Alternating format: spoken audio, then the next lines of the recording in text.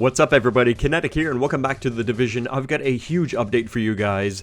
Just last night, the developers had a very lengthy reveal of new content and things that are coming to The Division, and I would like to take this opportunity with this video to start a new series that I like to call Bullet Points. This is going to be a quick rundown of these massive updates that we're getting in a much shorter compressed video rather than watching like an hour plus live stream or something like that. So I hope that you guys enjoy this video. If you do, be sure to click the like button and subscribe. I'll be doing these as often as they come out with these big updates. Now, The Division has only been out a few weeks, but already we've seen a number of patches and balance updates to the game to improve a number of things. For example, Dark Zone related activities. PvP was completely unbalanced when the game first came out, but now it's a much better system that encourages a little bit more players going rogue and improves the rewards for killing rogues, for example, or successfully escaping as a rogue, if you will, in the Dark Zone. And those have really helped to improve the balance and the general fun of the game. Well, the patches keep coming and the content does too. Coming up on April 12th, mark this on your calendars, is going to be the next big update that is going to include a lot of really cool stuff, including new guns and gear sets. Gear sets are an entirely new thing here to The Division, but may seem familiar if you've played games like, for example, Diablo 3, where they have gear sets there as well, and they seem to be following kind of the same idea. You put together X number of pieces and you'll get special bonuses for wearing that gear set. These gear sets are designed to help players find and fit specific roles within a party and kind of specialize in certain combat or supportive playstyles in The Division. So far we know of 4 gear sets that are coming out in this patch. The Sentry's Call, which is designed for marksman style of players. We have also Tactician's Authority, another set that is designed kind of for support players, but is really just based around electronics, so this could also be really powerful from an offensive standpoint for players that like to use skill power related damage like sticky bombs and stuff like that. We also have Striker's Battle Gear, which is kind of the combat assault set, probably designed more simply around your gun's power and firepower in general. And also an interesting set called Path of the Nomad, which is designed for Dark Zone players. They also pointed out that just because these gear sets exist doesn't mean that the current high-end gear that is in the game is going to suddenly be obsolete. Again, the gear sets are very specific in how they're meant to empower you, and only by combining the entire set will you get those bonuses, whereas the current high-end pieces that we have their own individual talent powers that you can mix and match however you want to make essentially whatever kind of build that you want in The Division. Another interesting note about changes to gear is how for once you are level 30 and you start to collect gear beyond then, the gear will no longer display what level requirement is to equip that piece, but rather show you a gear score. Gear score, sometimes called item levels, is not a new concept in online multiplayer games. Basically as a measurement of power to show kind of where that piece is in terms of the overall range of gear power in the game. And this is going to be really important because that measurement and understanding how powerful you are is going to allow you to understand how capable you are of attacking certain challenges and content types within The Division. Now you're probably wondering, well, this is all great sounding, but where does this gear come from? Where do I get these gear set pieces? In the live stream, they specifically said that players will have to explore and participate in various activities within the game in order to put together an entire set. So, for example, one of the ways that you can get these gear set pieces is from doing the current challenge mode missions. But you wouldn't necessarily be able to keep repeating challenge mode missions over and over and over again until you have the entire set. Other means of obtaining the gear set pieces include participating in the Dark Zone. There will also be blueprints sold by vendors so you can craft some of these pieces yourself. And also, and this is probably the most reliable way of getting the new gear set pieces, you'll be able to obtain them as rewards from the new Incursion Missions.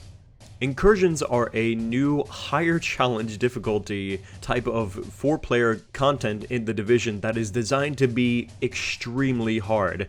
If you think, for example, the Russian consulate is a pain in the ass, just wait until you try on Incursions. The first incursion that's going to be added to the April update is called Falcon Lost. It's an entirely new location in the Division and is based around a water treatment plant that the LMB have now taken over.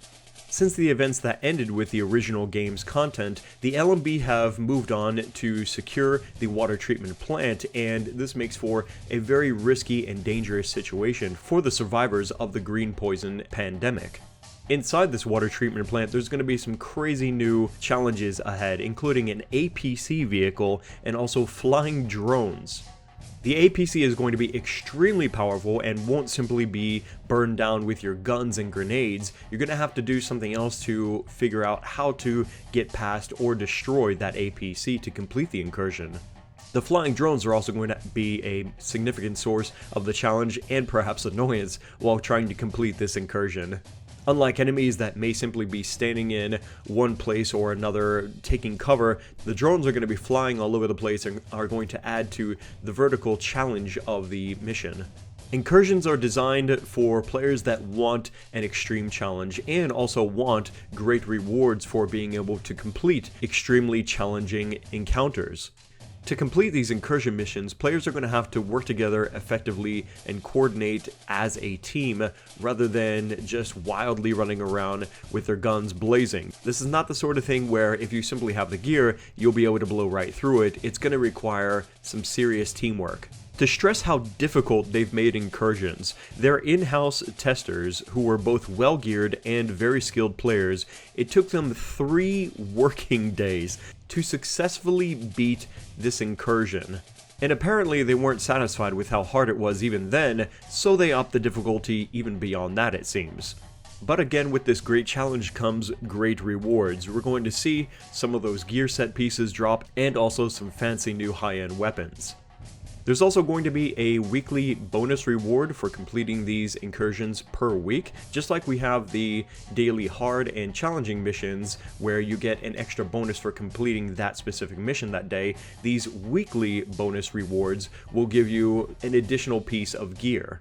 But you can do these incursions as many times as you want each week. You don't get locked out for completing it that week, and so you can continue to farm, if you can, these incursions as many times as you want each week. Some other essential details to know about incursions are as follows. There will be matchmaking available for incursions that will have 2 separate difficulties: hard, which will have a recommended item level, and there's also a challenge version of the incursions which have a required item level to be able to join random groups for incursions. Hard is of course easier, but still very hard. Expect it to be somewhere around the current challenge mission difficulty that we're seeing for missions, probably a step maybe above that. And like facing challenge missions currently, you're pretty much going to need to be decked out in a lot of high-end, if not full high-end gear, in order to complete just the hard version of incursions. And from that, of course, you'll get gear set pieces, new weapons and things like that, which will help build you up in more power to be able to take on the challenge version of the incursions. Also, something definitely worth mentioning about the difficulty for these incursions is that there are no checkpoints throughout the encounter, so if your party wipes, you are starting completely over from the beginning, which is pretty hardcore, and I actually like the sound of that. And speaking of wiping, you may have been thinking to yourself, why is there not a spectator mode so that way I can watch my teammates when I'm a dead corpse? Well, guess what? That's what they're also adding to this update. Spectator mode has been a highly requested feature to be added to the Division, and so here it is. It basically allows you as a downed player to witness and see what your teammates are up to in the meantime. Now, I already mentioned how teamwork and coordinating effectively with your group members is going to be a big part in your success with these incursion missions. On top of that, each of these incursions are going to have very unique mechanics that will mean it's not simply a matter of how hard you can DPS with your guns and how good your gear is in general, right? But how you can fulfill certain objectives in order to be able to pass certain roadblocks that are in your way during the mission. Now, of course, we weren't given any details and spoiled as to how to bypass these roadblocks in the Incursions, but I have a strong feeling that it has something to do with that powerful APC and the drones that are flying around in the mission. Another major feature that's being added to the Division in the April update is player trading. So let's say you're doing an incursion mission, you complete it, and maybe a sniper rifle drops or something like that. Maybe you're not into sniper rifles, but you know that your buddy is and he really wants that gun. Then you can just simply drop it on the ground, and then he would be able to pick it up within the 2 hours since the time the gun dropped. Keep in mind though that anybody that's in the group could be able to pick up that gun, so make sure that your buddy is ready to pick up that gun in case it's just the two of you and the other two members of your party are maybe just from matchmaking or something like that. This player trading feature, of course, is not limited to, for example, incursions. It can be done anywhere within the Division, including the Dark Zone. However, specific to the Dark Zone, this ability to drop a piece of gear for your group member to pick up can only be done while, for example, in a safe house. And speaking of the Dark Zone, don't think that this update is entirely about PvE content. In fact, the developers made a point to mention that with each content update like this, they're going to add both PvE and PvP Dark Zone related content. And for the Dark Zone and PvP, we're going to have supply drops. Supply drops are basically loot crates that are about once an hour going to be dropped randomly around the Dark Zone. Inside of these supply drops there's going to be some really good loot. However, it's not simply going to be a matter of running up to and opening the supply drop to get the gear inside. It's also going to be surrounded by really tough enemies that are also interested to know what's inside the supply drop. So you're going to have to fight through some elite enemies before you can even get to the supply drop container, and on top of that, you're more than likely going to have to compete with other players not related to your group to get to that supply drop. This is more than likely going to encourage a lot more players going rogue, as whoever opens that supply drop is going to get the loot inside. We don't know specifically what's in these supply drops, and if anything it could be a random combination of all sorts of things. It could be high-end weapons, it could be division tech and stuff like that, but whatever it is, the person to open that supply drop gets to keep that loot. It is not droppable loot like normal loot is within the Dark Zone. The reasoning behind this is that it's brought in from the outside, so the loot is not contaminated. It doesn't require you to go to an extraction point to have it taken out of the Dark Zone, which also means that even if somebody kills you after you've obtained that loot, it's not going to drop. It's just like anything else that maybe you're already wearing or that's in your inventory, it's yours.